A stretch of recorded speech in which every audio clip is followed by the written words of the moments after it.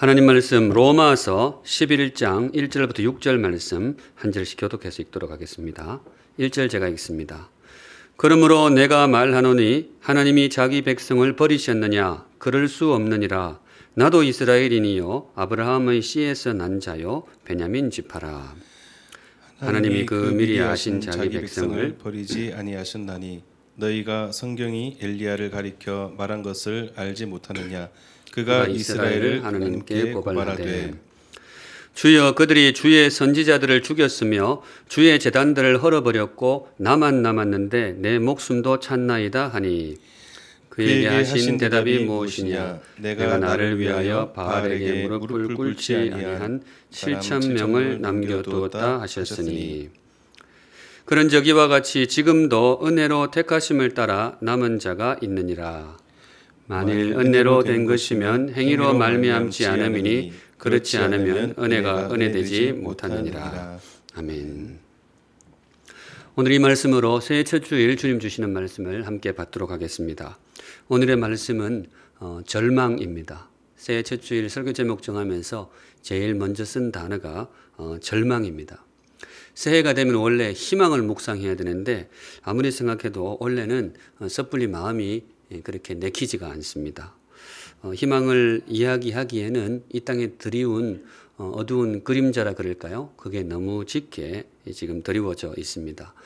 지난해부터 시작된 전염병의 기세가 지금도 여전하고 나라 형편도 어느 때보다 많이 혼란스러워 보이는 상황입니다. 염려하시는 분들이 많은데요. 우리 성도들의 어깨에 드리워진 삶의 무게도 어느 때보다도 조금 무거워 보이는 그런 새해입니다. 이래저래 무거운 마음으로 새해를 맞이하게 되었습니다. 절망을 묵상하는데요. 1절이 굉장히 유난히 마음에 와닿습니다. 1절에 보시면 그러므로 내가 말하노니 하나님이 자기 백성을 버리셨느냐. 제가 이제 말씀 준비하면서 이 말씀이 예사롭게 보이지가 않아요. 원래 제가 의도적으로 한 것은 아닌데 로마서 순서를 따라서 묵상을 쭉 해오다 보니까 이번 새해 첫 주 본문이 여기가 딱 걸리더라고요. 그 첫 말씀이 하나님이 자기 백성을 버리셨느냐. 꼭 우리 시대를 향해서 주님이 미리 들려주신 말씀이 아닌가 그런 생각도 들었습니다. 성도 여러분 혹시 이런 생각해 보신 적이 있으신지요? 하나님이 혹시 나를 버리신 게 아닐까? 하나님이 혹시 우리를 혹은 이 땅을 버리신 게 아닐까? 없기를 바라지만은 살다 보면 그런 생각이 들 수도 있습니다. 주의 백성도 예외가 아니죠. 삶의 무게가 너무 무겁고 삶이 너무 힘들 때는 우리한테도 그런 생각이 찾아올 수가 있는 거예요. 하나님이 혹시 나를 버리신 게 아닐까? 성경이 우리 마음을 굉장히 잘 아는 것 같아요. 하나님 우리 마음을 아시고 어떤 면에서는 이 질문을 부상시켜 주셨는지도 모르겠습니다. 혹 그럴 때가 있다면 없기를 바라지만 혹시 살다가 하나님이 정말로 나를 버리신 게 아닐까 그런 생각이 들 때가 있다면 오늘 이 말씀을 꼭 기억하시기 바랍니다. 성경에 주님이 대답을 주십니다. 대답이 뭐예요? 그럴 수 없느니라. 하나님이 자기 백성을 버리셨느냐? 그럴 수 없느니라. 영어로 absolutely not. 굉장히 강한 표현으로 번역되기도 합니다. 절대로 그럴 일이 없다라는 거예요. 하나님은 당신의 백성을 절대로 버리시지 않는다. 그러니 섣불리 절망하지 마라. 이 말씀이 되겠습니다. 오늘 이 시간 새해 첫 주에 성도에게 절망이 가지는 의미를 묵상하려고 합니다. 성도에게도 절망이 찾아올 수 있는데 그 절망의 정체는 도대체 무엇일까? 절망하자고 드리는 말씀은 아니고요. 오히려 희망을 품기 위한 묵상입니다. 성도에게 절망이란 도대체 무엇일까? 묵상하실 때에 이 땅에 조금은 짙게 드리운 절망의 구름을 걷어내고 다시 한번 주님 주시는 희망을 거머쥐는 복된 시간이 되시기를 우리 주님의 이름으로 축복합니다. 들어갑니다. 성도에게 절망이란 도대체 무엇인가? 우선 첫째 이겁니다. 근시안입니다. 성도에게도 절망이 찾아올 수 있는데 그 절망의 정체가 뭐냐? 제대로 보지를 못한다는 거예요. 상황을 제대로 파악하지 못해서 절망한다. 상황이 정말로 절망적이어서 절망을 하는 게 아니고 희망이 여전히 살아있는데 우리가 제대로 그걸 못 본다는 거예요. 제대로 보면 얼마든지 희망을 품을 수 있는데 그걸 놓치는 거예요. 바로 그때 우리 성도에게도 실망감 혹은 절망이 찾아올 수 있다. 사랑하는 샘물 성도 여러분, 모든 말씀이 그렇지만은 오늘 이 말씀 믿음으로 받으실 분은 나에게 주시는 말씀으로 받으시기 바랍니다. 절망이 뭐라고요? 절망은 현실이 아니고 내가 못 본 걸 못 본 결과이다. 엘리야에게 절망이 찾아왔습니다. 오늘 본문에 굉장히 유명한 선지자가 나오는데요. 엘리야 선지자 다 아시죠? 굉장히 어두운 시대를 살았던, 어떤 면에서는 좀 인간적으로는 조금 불행한 분입니다. 위대한 선지자이지만은 참 힘겨운 시대를 살았습니다. 이스라엘 역사에 뭐 이렇게 저렇게 어둡고 절망스러운 순간이 들어 있는데 유난히 이 시대, 엘리야가 살았던 시대가 어둡고 참 절망이 가득한 그런 시대였습니다. 그때 당시에 이스라엘 땅을 다스리던 왕이 누군가 하면 아합 왕입니다. 유명한 분이죠. 악명이 높은 분입니다. 그분의 아내가 왕후가 이세벨입니다. 아합 왕 이세벨. 이러면 대체로 성경을 좀 아시는 분들은 그 시대가 그렇겠구나 아마 짐작이 되시죠. 굉장히 절망스럽고 영적으로도 칠흑같이 어두운 그런 시대였습니다. 이방 여인이었습니다. 이 이세벨이라는 분이 이방 여인인데 왕후가 되었어요. 어떻게 결혼을 통해서 왕후가 되었는데 이분이 들어오면서 혼자 들어오는 것이 아니고 자기 나라에서 섬기던 온갖 우상들을 다 갖고 왔어요. 온갖 음란한 그 우상들을 다 갖고 와가지고 이스라엘 땅에 쫙 풀어놓은 거예요. 아합도 거기에 동조를 해가지고 같이 우상을 섬깁니다. 이분이 들어와가지고 하나님의 거룩한 선지자들을 거의 몰살하다시피 합니다. 다 죽여요. 이방 땅, 이방 우상들이 막 들어오니까 하나님의 선지자들이 저항을 했을 거 아니에요. 안 된다. 그러니까 이세벨이 다 죽이는 거예요. 그리고 선지자들은 다 죽고 그 자리에 이 더러운 우상들은 가득하고, 그러니까 이 시대 자체가 그냥 절망으로 가득한 거예요. 정말 어두운 시대였습니다. 3절에 보시면 당시 상황을 요약하고 있는데요. 엘리야가 하나님께 기도를 하는데 거의 항변하듯이 기도를 해요. 3절에 보시면 주여 그들이 주의 선지자들을 죽였으며 주의 제단들을 헐어버렸고 나만 남았는데 내 목숨도 찼나이다. 이렇게 거의 뭐 하소연하듯이 하나님께 기도를 하는데 이 내용이 뭐겠어요? 하나님 망해버렸습니다. 하나님 이 나라가 완전히 그냥 망해버렸습니다.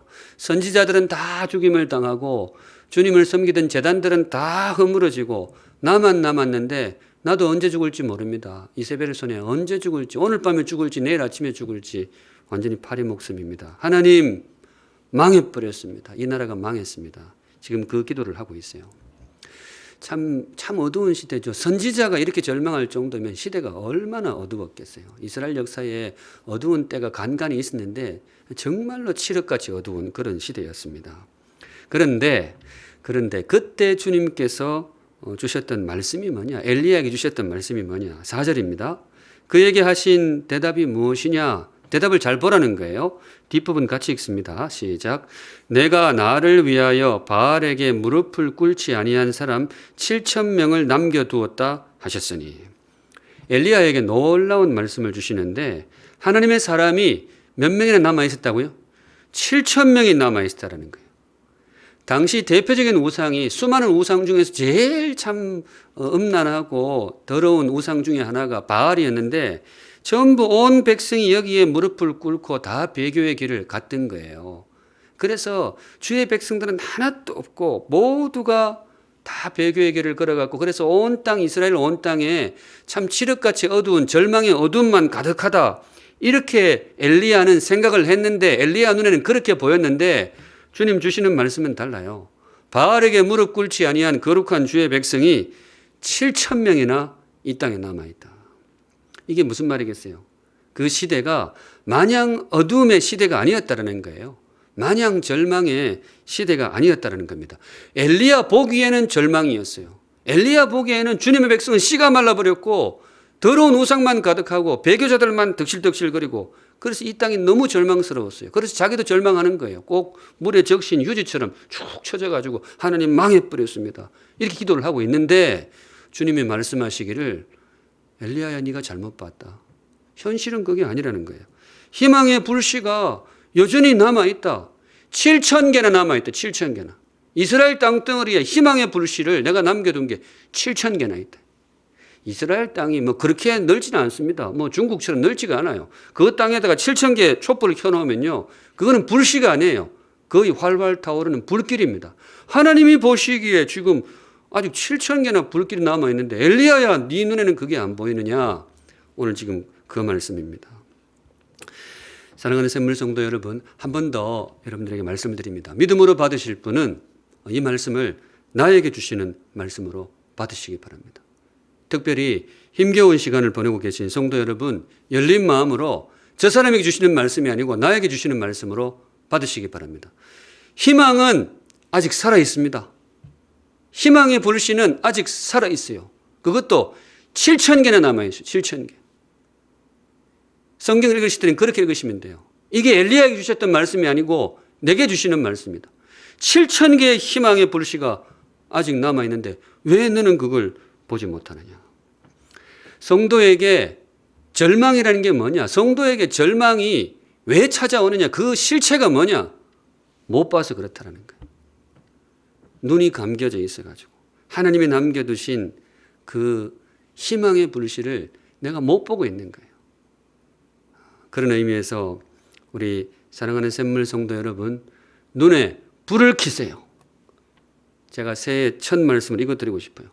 사랑하는 샘물 성도 여러분, 눈에 그냥 불을 켜세요.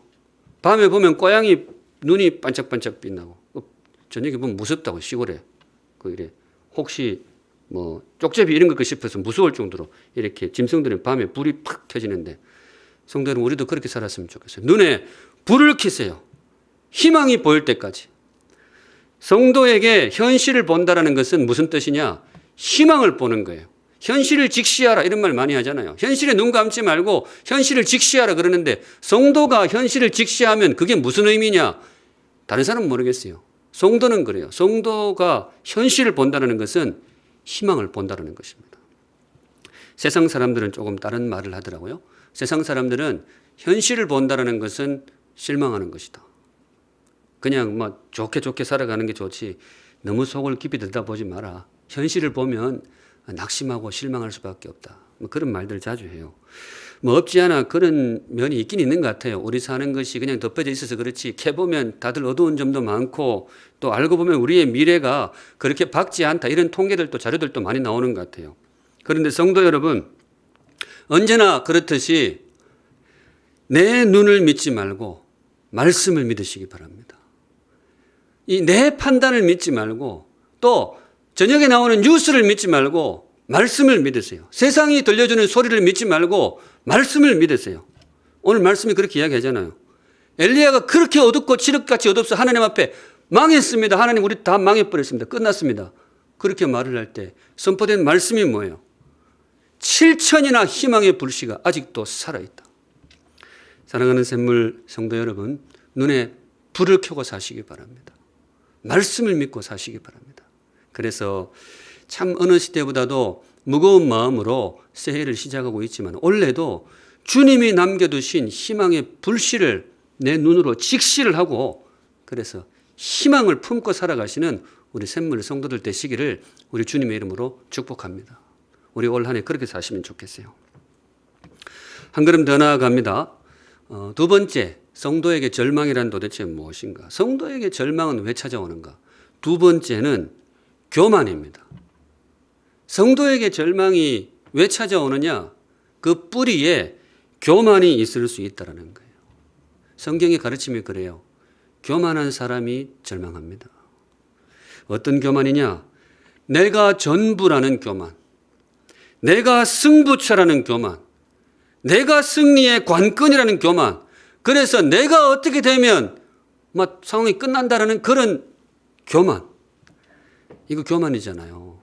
간혹 이런 교만이 우리에게 찾아올 때가 있고, 그 교만을 잘 다스리지 못하면 성도에게도 절망이 찾아온다는 겁니다. 혹시 저와 여러분의 이야기가 아닌지를 한번 유심히 돌아보시면 좋겠습니다. 엘리야가 그래서 절망했습니다. 참 위대한 선지자였거든요. 정말로 위대한 선지자예요. 신약 성경에 보면 예수님이 그 변화산이라는 산에서 그 구약의 대표자 두 사람을 만난 적이 있었단 말이죠. 십자가 사역을 앞에 두고 상징적인 만남의 과정이 보이는데 그때 딱 둘이 나오잖아요. 모세 나오고 또 한 사람 누구 나와요? 엘리야 나와요. 그만큼 이분이 귀한 분인데 이분이 절망을 해요. 참 절망하고 어울리지 않는 분인데 절망을 하는데 왜 이분이 절망을 하느냐? 교만에 빠집니다. 순간. 3절을 다시 보면요. 주여 그들이 주의 선지자들을 죽였으며 주의 제단들을 헐어버렸고 뒷부분 같이 읽을게요. 이 부분이 오늘 중심입니다. 시작. 나만 남았는데 내 목숨도 찼나이다 하니. 하나님 이제 저 혼자 남았습니다. 그리고 저까지 무너지면 이제 완전 끝장입니다. 엘리야가 그 말을 하고 있어요. 엘리야 보기에는 자기밖에 없는 거예요. 이스라엘 땅의 희망이라고는 자기밖에 없어요. 자기가 마지막 보루예요. 마지막 낙동강 전선이에요. 내가 무너지면 하나님 이스라엘 끝장입니다. 그래서 절망하고 있어요. 절망할 수밖에 없죠. 엘리야 자기가 희망이라 그러면 자기 꺾어지면 그 연약한 인간이 그 이스라엘 나라를 어떻게 책임지겠어요. 절망할 수밖에 없죠. 그런데 주님께서 그때 주셨던 말씀이 뭐냐. 4절 다시 보면요. 엘리야야 내가 나를 위하여 바알에게 무릎을 꿇지 아니한 사람 7,000명을 남겨두었느니라. 이게 이제 좀 전에 엘리야가 눈이 나쁘다. 왜 너는 그걸 못 보느냐. 이걸 좀 꾸짖는 하나님의 음성이라고 말씀을 드렸는데 또 다른 의미도 있어요. 엘리야의 교만을 지적하는 그런 음성이기도 합니다. 엘리야야 너 못 본 사이에 왜 그렇게 교만해졌니? 왜 네가 전부라고 생각하니? 왜 네가 무너지면 끝이라고 생각하니? 그럼 나 하나님은 뭐냐? 네가 왜 전부냐? 나 하나님 그럼 뭐냐? 이 이스라엘을 지키고 있는 나는 뭐고 또 너를 붙들고 있는 나는 뭐냐? 그리고 내가 너 외에도 이 땅을 함께 짊어지고 갈 수 있는 동력자들을 7천이나 깔아놓았는데 왜 네가 전부라고 생각하느냐? 지금 엘리야에게 그걸 지적하고 계십니다. 그런데 오해는 하지 마세요. 하나님이 이 엘리야 선지자의 자존심을 한번 긁어버려야 되겠다. 그래서 주신 말씀이 아닙니다. 혹은 엘리야 니까짓 게 뭐 그렇게 하고 있어. 그분의 가치를 무시하려고 주신 것도 아니에요. 우리 하나님 그렇게 차가운 분이 아니잖아요. 이 맥락을 잘 읽으셔야 되는데 엘리야에게 찾아온 어떤 면에서는 조금은 과한 교만의 그림자.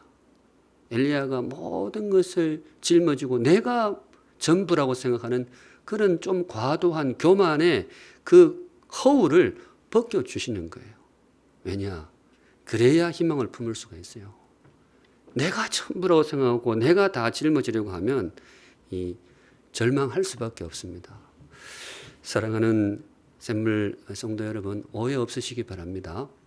여러분이 최후의 보루가 아닙니다.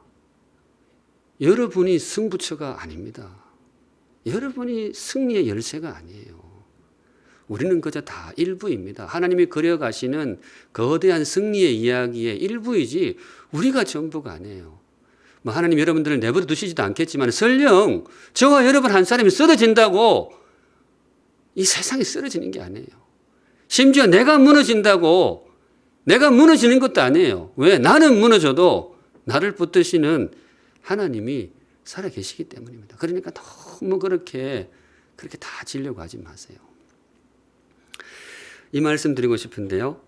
사랑하는 샘물 성도 여러분, 우리가 이 책임감하고 교만하고 이 둘을 잘 구분해야 돼요. 오늘 이 말씀에 이 엘리야가 하나님 저밖에 없습니다. 저까지 무너지면 끝입니다. 이 말이 엘리야의 교만이었을까요? 아니면 엘리야의 책임감이었을까요? 책임감일 수 있어요. 이분이 그렇게 참 허접한 분이 아니잖아요. 가벼운 분이 아니거든요. 이 책임감의 말일 수도 있어요. 이 땅의 운명을 내가 짊어져야 한다는 책임감.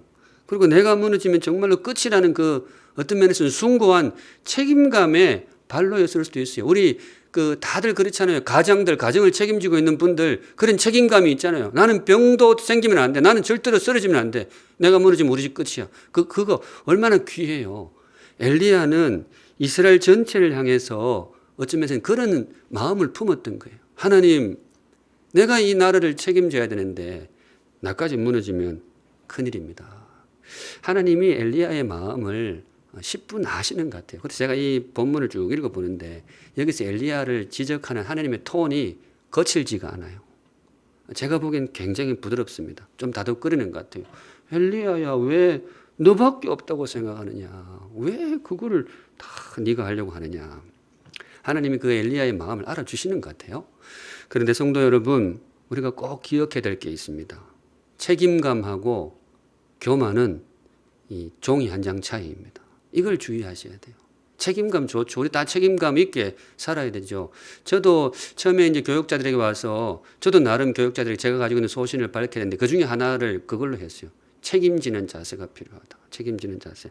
굉장히 중요한 겁니다. 그런데 이 귀한 것일수록 자칫 선을 넘으면 우리를 정말로 안타깝게 만드는 독이 될 수 있는데 책임감이 제어가 잘 안 되면 교만이 될 수도 있어요. 이 내가 모든 것을 해야 한다는, 내가 감당해야 한다는 그런 책임감이 내가 모든 것을 감당할 수 있다라는 교만으로 흐를 수가 있어요.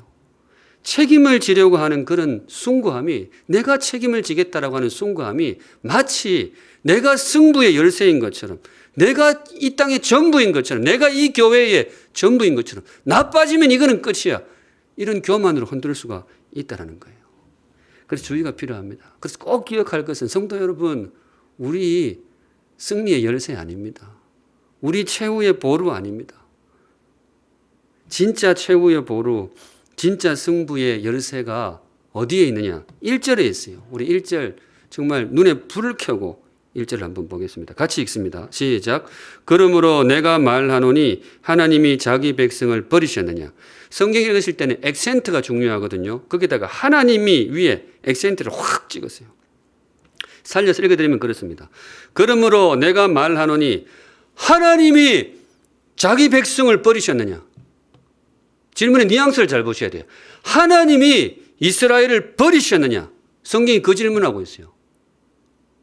이게 무슨 말인가 하면 성경은 이런 질문 안 던져요. 엘리야가 이스라엘을 버렸느냐? 그거 안 묻습니다. 왜냐? 그게 그분이 열쇠가 아니에요. 엘리야가 그럴 리는 없겠지만 엘리야가 손 놓는다고 이스라엘 안 무너져요. 성경이 묻는 질문은 이거예요. 하나님이 이스라엘을 버리셨느냐? 성경은 항상 그분을 물어요. 왜냐하면 그분이 열쇠이기 때문에. 성경은 이런 질문 잘 안 던집니다. 목사가 교회를 버렸느냐? 대통령이 나라를 버렸느냐? 성경은 그런 질문 안 해요. 물어도 별로 중요한 질문 아니에요.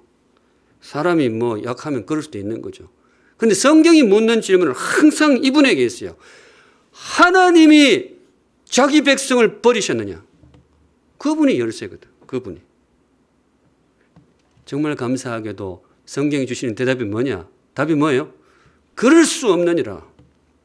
절대로 있을 수도 없고 앞으로도 있지도 않고 지금까지 있지도 않았고 지금도 안 그렇고 앞으로도 그럴 일이 절대 없다 이 말이에요. 하나님은 절대로 안 버리신다. 이게 무슨 말이냐? 희망이 살아있다는 겁니다. 승부처가 아직 든든하게 있어요. 성도로서 우리가 정말로 절망해야 될 때가 있기는 있습니다. 정말로 성도들이 터질고 앉아가지고 망했습니다. 망해버렸어요. 이렇게 절망할 때가 있긴 있어요. 언제냐? 하나님이 자기 백성을 버리셨을 때. 그때는 절망밖에 할 게 없어요. 아무리 목사가 붙들고 아무리 뭐 누가 붙들어도 이분이 손 놔버리시면 그냥 상황 끝나는 거예요. 성도 여러분 그때 절망하세요. 그때. 그런데 성경이 주시기를 하나님 자기 백성을 어떻게 했다고요? 그럴 수 없느니라. 버린 적도 없고 지금도 안 그렇고 앞으로도 절대로 버릴 일이 없느니라. 성도 여러분 이 말씀 믿고 사시기 바랍니다. 그럴 수 없느니라. 그럴 수 없느니라. 성도 여러분 지금 제가 여러분한테 설교하는 것 같으세요? 저한테 설교하는 것 같으세요? 저한테 설교하는 것도 있습니다. 여러분들도 많이 힘드셨겠지만 2020년 저도 굉장히 좀 그랬었어요. 사실은 하반기 가면서 내심 그런 생각이 들더라고요. 새해 첫 예배는 다 모여서 예배 드리겠지. 저는 이제 그 예배에 아무래도 관심이 있으니까. 근데 더 심해지는 거 보고 좀 낙심이 되더라고요. 근데 저에게 주시는 말씀이기도 합니다. 하나님이 버리셨느냐? 안 그렇다 이거예요. 그러면 성도 여러분, 우리는 절망할 이유가 없어요. 우리는 여전히 하나님을 붙들고 나아갈 수가 있습니다. 그래서 오늘 제가 설교 제목을 제가 알고 있는 언어 중에 제일 센 걸로 잡았어요. 절망 불허. 제목이 좀 세지 않습니까? 절망 불허의 하나님. 우리 하나님이 어떤 하나님이시냐? 지금 로마서 3번째 덩어리를 가지고 계속해서 우리 하나님을 묵상하고 있는데, 우리 하나님 많이 묵상했잖아요. 사랑의 하나님, 은혜의 하나님, 구원의 하나님 다 묵상했는데, 오늘 이 이름 절망 불허의 하나님. 그분 앞에 있으면 절망은 사치고, 그분 앞에 있으면 절망은 어리석음이고, 그분 앞에 있으면 심지어 절망은 교만입니다. 교만. 왜냐? 우리 하나님이 승부처이고, 우리 하나님은 절망을 불허하시는 하나님. 사랑하는 샘물 성도 여러분, 올 한 해 이 하나님의 이름을 붙들고 사시기 바랍니다. 절망 불허의 하나님. 참 많이 어두운 시대 같아요. 여기저기 어두운 소리가 많이 나와가지고 참 정말 마음이 우리가 쭉 가라앉을 때가 있는데, 그때 이 이름 가끔 꺼내보시면서 용기를 얻으시면 좋겠습니다. 절망 불허의 하나님. 이제 방향을 좀 바꾸어서 너무 절망하니까 이제 정말 오늘의 주제 희망을 묵상하고 싶습니다. 사랑하는 샘물 성도 여러분, 늘 우리가 그렇게 살기는 살았는데요. 2021년 이 어두운 시대도 희망을 품고 살아가시기를 우리 주님의 이름으로 축복합니다. 그런데 어떻게 하면 성도가 희망을 회복할 수 있을까? 어둠이 가득한 우리 시대에 어떻게 우리가 다시 한번 희망의 불씨, 심지어 희망의 불길을 일으킬 수 있을까? 오늘 본문 보면서 제가 2가지 주님 주시는 교훈을 소개하도록 하겠습니다. 제일 먼저 은혜 회복입니다. 주의 은혜를 회복하라. 실망이 찾아오고 절망이 찾아올 때에 주님의 은혜를 다시 한번 묵상하고 주님의 은혜를 다시 한번 내 마음속에 회복하라. 그러면 절망 속에서도 희망을 품을 수가 있을 것이다. 5절 말씀인데요. 5절 한번 같이 읽습니다. 시작.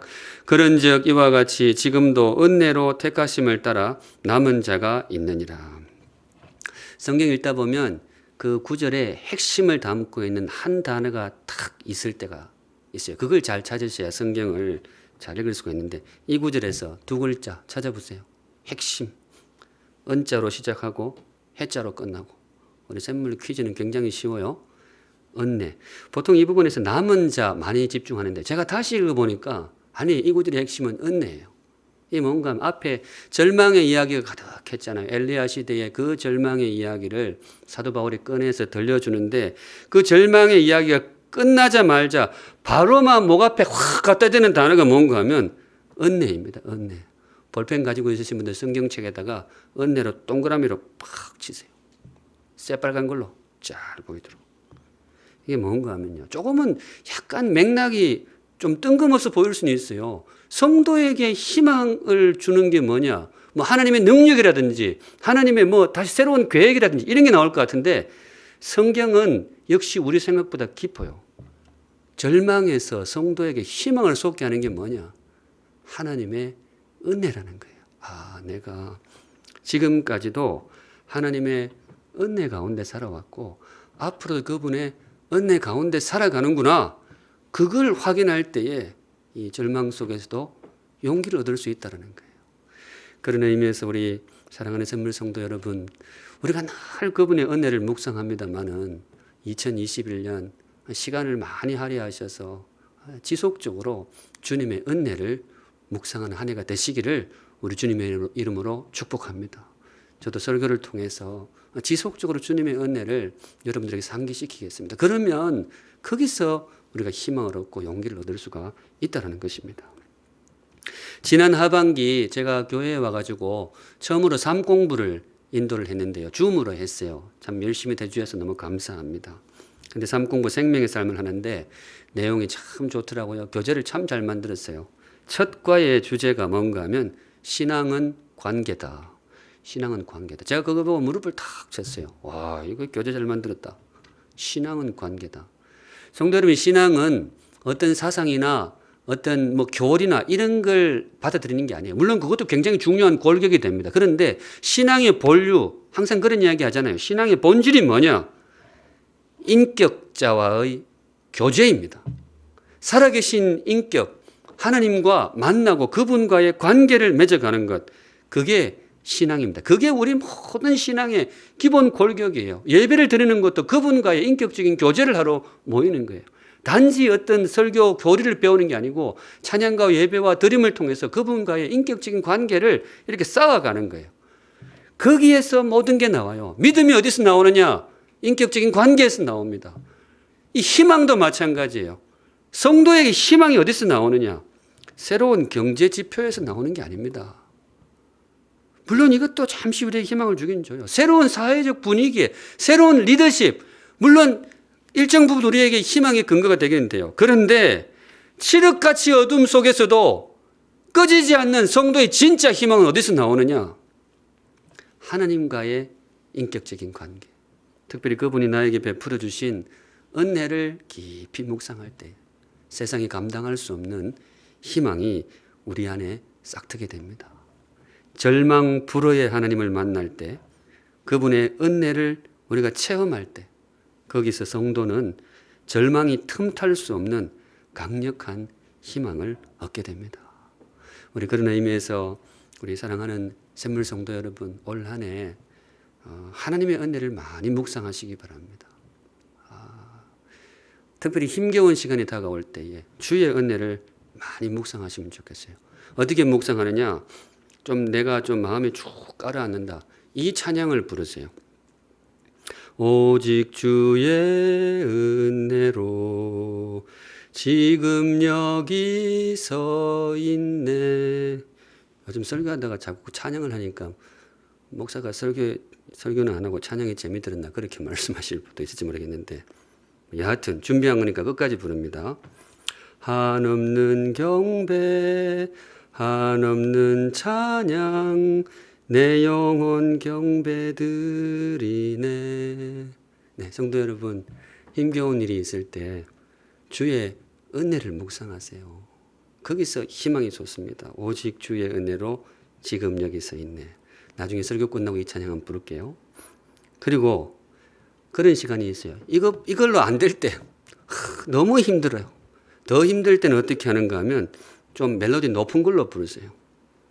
한량없는 은혜, 갚을 길 없는 은혜, 내 삶을 내워 사는 하나님의 은혜. 막 뒤에 막 올려가지고 그 찬양을 하세요.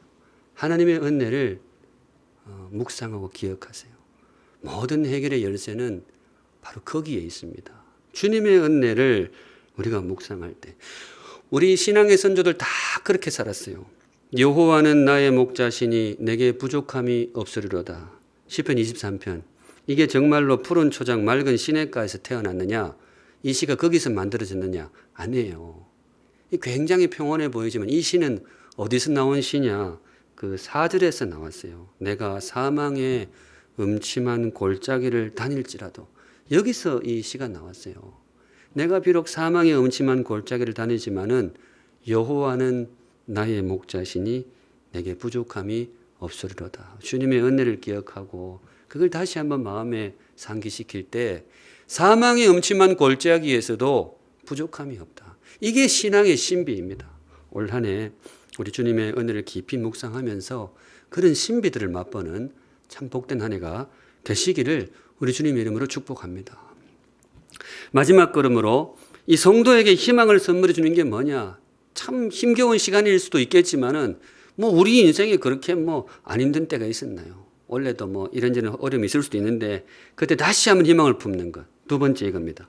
마음 열기. 제가 이름을 그렇게 붙여봤어요. 마음을 열어라. 사람을 향해서 마음을 열어라. 주께서 남겨두신 믿음의 동지들을 향해서 내 마음을 열어라. 이 앞서 신앙은 관계다 그렇게 이야기했는데요. 하나님과의 관계가 있다면 그게 기본이고요. 또 누구와의 관계가 있죠? 옆으로 우리 사람들과의 관계가 있습니다. 그래서 보통 이제 목사님들 가르칠 때 십자가 모양으로 많이 가르쳐요. 신앙이 뭐냐? 아래 위로 우리 주님과의 관계에 있고요. 또 옆으로 사람들과 관계에 있다. 그래서 주님이 십자가다. 물론 상징적인 해석인데 뭐 기억하기는 참 좋은 것 같아요. 성도 여러분, 절망이 주로 어디서 많이 오느냐? 고립에서 많이 오게 됩니다. 나 혼자라고 하는 고립감에서 절망이 나온다는 거예요. 그리고 실제로 나 혼자일 때 거기서 절망하는 경우가 많이 있어요. 그렇게 하지 말라는 거예요. 마음을 열어서 함께 할 때에 절망을 느낄 수 있다. 사실 엘리야도 절망에 빠졌을 때 바로 그 원인 때문에 빠졌습니다. 아까 엘리야가 이런 말을 했었죠. 하나님, 나만 남았는데 내 목숨도 찼나이다. 근데 앞부분에 절망의 원인이 나와요. 나만 남았는데. 이 세상에 누구밖에 없어요? 나밖에 없다라는 거예요. 이런 생각이 들면 절망할 수밖에 없고, 또 실제로 자기 혼자 있으면 이 마음이 허물어지는 그런 경우가 많단 말이죠. 그런 의미에서 사랑하는 샘물 성도 여러분, 새해 벽두에 제가 이 권면 드리고 싶어요. 고립되지 마세요. 2021년 한 해 절대로 고립되지 마세요. 함께 하시기 바랍니다. 믿음의 친구들과 마음을 나누고, 특별히 어려울수록 더 마음을 나누세요. 사실 마음이 어렵고 그러면 사람들 가까이 가기도 좀 귀찮은 경우도 있는데 그거 극복하고 마음을 나누세요. 바로 거기서 희망을 다시 찾게 될 것입니다. 엘리야에게 하나님께서 7천의 희망의 불씨, 7천의 동력자들을 이 이스라엘 땅에 포진시켜 두셨다 그랬잖아요. 근데 엘리야가 그걸 못 보고 있었어요. 성도 여러분, 이거 엘리야가 이 7천의 동지들을 못 본 게 눈이 나빠서 못 봤을까요? 아니면 마음을 닫아버려서 못 봤을까요? 의도성이 보이시죠? 제 경험으로 저도 알아요. 이거 꼭 눈이 나빠서 안 보인 게 아니에요. 7천의 동지가 있는데 그게 안 보인 게 단지 그냥 눈이 어두워서 안 보인 걸 수도 있지만은 그 이전에 엘리야가 그들을 향해서 마음을 닫았기 때문에 그럴 수도 있어요. 힘들면 그렇거든요. 힘들면 이 사람도 좋을 때 좋아요. 목장 모임도 내 좋을 때는 좋아. 근데 내가 정말 힘들 때는 이 사람인 줄 마음을 닫게 되어 있어요. 제가 잘 알아요. 저도 살면서 그렇게 큰 건 아니지만은 이거 좀 몇 번 겪어봤기 때문에 내가 힘들면 막 교제하고 하는 것도 힘들고 더 귀찮아요. 그러면 자꾸 고립되는데, 그러면 사람이 절망에 빠질 수가 있어요. 위대한 선지자 엘리야도 바로 그렇게 절망감에 빠져가지고 하나님 앞에서 망했습니다 이러고 있는 거예요. 쉽지는 않지만은 사랑하는 샘물 성도 여러분, 올 한 해 고립되지 마세요. 함께 나갈 수 있기를 바랍니다. 여러분은 혼자가 아닙니다. 송구영신 예배 때 제가 지난해 설교를 돌아보면서 이 말씀도 드렸었는데요. 저와 여러분은 혼자가 아닙니다. 하나님이 함께 계시고요. 또 하나님이 붙여주신 믿음의 동력자들이 많이 있어요. 교회를 만드신 이유가 그거잖아요. 같이 힘내서 살아가라고. 목장을 세워주신 이유가 그거잖아요. 여러분들이 마음을 열어주시면 믿음의 동지들이 좋은 친구가 될 겁니다. 물론 완벽하지는 않아요. 나도 부족하고 저 사람도 다 부족한데 서로 그렇게 주님 안에서 하나가 될 수 있다면 우리 정말로 이 어두운 절망도 이겨내고 희망을 다시 꽃피울 수가 있을 것입니다. 이번 성탄절, 우리 코로나 시대에 모든 것이 조금 불편하기도 하지만은 이전에 경험해보지 못했던 특별한 경험들을 많이 하는 것 같아요. 저는 아마 세월이 흐른 후에 두고두고 이번 성탄절 영상을 오래도록 기억할 것 같아요. 그 줌으로 찬양했던 거 기억나시죠? 줌으로 애들도 찬양하고 우리 어린애들도 임팩트된 친구들도 뭐 청년들도 뭐 이렇게 줌으로 하고, 특별히 제가 기억이 나는 것이 찬양대 그 줌으로 찬양했던 거, 화면 가득히 얼굴 빼곡하게 넣어가지고 그걸 어떻게 기술이 좋아가지고 섞어가지고 그 따로따로 다 녹화를 하고 소리하고 이래 했는데 하나로 확 어우러지는 거 굉장히 멋있더라고요. 감동적인 장면이었는데 어떤 분은 그거 보면서 눈물을 흘렸다 그러더라고요. 제 아내가 그랬답니다. 눈물을 많이 흘렸다 그러더라고요.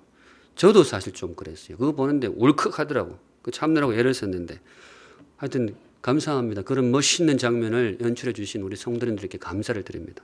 그런데 그 장면을 통해서 우리 모두가 확인했던 게 하나가 있어요. 우리는 하나다. 꼭 한 자리에 안 모여도 우리는 하나다. 다 연결이 되어 있는 거예요. 시간대가 다르고 뭐 해도 다 연결이 되어 있어서 그렇게 하나로 어우러져 가는 거죠. 우리 원래 그거 꼭 기억하고 사시면 좋겠어요. 사랑하는 샘물 성도 여러분, 여러분은 혼자가 아닙니다. 우리 다 연결되어 있어요. 있는 장소가 다르고 시간대가 달라도 다 연결되어 있습니다. 우리 고립되지 말고 함께 서로 격려해 가면서 이 어려운 시대를 승리하시기를 주님 이름으로 축복합니다. 말씀 정리하겠습니다. 오늘 주님께서 우리에게 주신 말씀, 절망 불허의 하나님. 절망 불허의 하나님. 설교 시작을 절망으로 했지만은 역시 성도의 언어는 희망입니다. 믿음의 언어는 절망이 아니라 희망입니다. 사랑하는 샘물 성도 여러분, 지금까지도 잘 해오셨지만 올 한 해 다시 한번 믿음의 사람이 되시기 바랍니다. 다른 말로 희망의 사람이 되시기를 주님 이름으로 축복합니다. 성도는 그럴 수 있어요. 세상 사람들은 절망하고 무너져도 성도는 어둠 속에서도 희망을 품을 수가 있습니다. 그리고 성도는 그래야 합니다. 왜냐? 하나님이 살아계시고 믿음의 친구들이 함께하고 있기 때문에 그렇습니다. 비록 어두워 보이고 절망이 가득한 것 보여도 오늘 주시는 말씀 꼭 기억하세요. 7천의 불씨가 아직도 남아 있습니다. 저와 여러분 모두에게 7천의 희망의 불씨, 불길을 주께서 아직 남겨두셨어요. 눈에 불을 켜고 그 희망을 보시고 하나님과 함께 또 성도들과 함께 승리하는 우리 2021년도 되시기를 우리 주님의 이름으로 축복합니다. 아멘. 우리 함께 찬양할게요. 아까 불렀던 찬양, 오직 주의 은혜로 지금 여기 서 있네. 마음속에 희망을 되시기는 찬양의 시간이 되시기 바랍니다. 아멘. 기도하겠습니다. 거룩하신 하나님 아버지, 새해 첫 말씀 열린 마음으로 가슴 깊이 새깁니다. 절망 불허의 하나님, 원래 우리에게 주신 하나님의 첫 이름, 이 이름 붙들고 승리하기를 원합니다. 우리 하나님 앞에서 절망하는 것은 어리석음이요, 근시안이요, 심지어 교만이요, 사치라는 말씀 주셨습니다. 하나님, 우리의 희망은 우리 안에 있는 것이 아니고 하나님 안에 있음을 다시 한번 신앙 고백합니다. 우리의 구원이 우리 바깥에서 들어왔듯이 우리의 희망도 우리의 내부에서가 아니라 하나님이 공급해 주시는 것을 믿습니다. 그래서 언제나 우리에게 희망은 있습니다. 나는 약해져도 주님은 건재하시고, 나는 조금 옹졸하고 소심하고 연약해도 주님은 강하고 원천지 만물을 운행하시는 온 우주의 하나님이십니다. 우리가 그 하나님을 믿고 또 그 하나님을 아버지로 모시고 살고 있습니다. 절망을 모르는 희망의 정말 주님의 자녀다운 삶을 살아갈 수 있도록 인도해 주시옵소서. 주님, 그렇지만 연약한 인생이라 순간순간 우리에게 절망의 그림자가 비춰오기도 합니다. 그럴 때마다 절망 불허의 하나님, 이 이름 다시 한번 상기시켜 주시고 다시 용기를 얻는 우리 샘물 성도들의 이 한 해가 되게 하여 주시옵소서. 거룩하신 하나님, 오늘도 귀한 헌물 하나님께 올려드립니다. 기쁘게 흠양하여 주시옵소서. 믿음의 헌물도 있고 고백의 헌물, 감사의 헌물, 또 새해를 향한 소망을 담아서 하나님 앞에 기도와 함께 올려드리는 귀한 헌물들 있습니다. 우리 성도들의 마음을 세밀하게 살펴보시고 매주가 그러하지만 특별히 원래 첫 헌물입니다. 기쁘게 받으시고 우리 성도들의 마음을 시원케 하시며 절망을 물리칠 수 있는 희망으로 가득 채워 주시옵소서. 지금은 우리 구주 예수 그리스도의 은혜와 하나님 아버지의 그 크신 사랑과 지금도 우리와 함께 하셔서 인도해 주시는 성령 하나님의 임재하심이 절망 불허의 하나님, 그 이름 품고 희망을 품고 승리하기를 소원하고 다짐하는 주의 사랑하는 모든 백성들 머리 위에, 그 앞길 위에 이제로부터 영원까지 항상 함께 계실지어다. 아멘.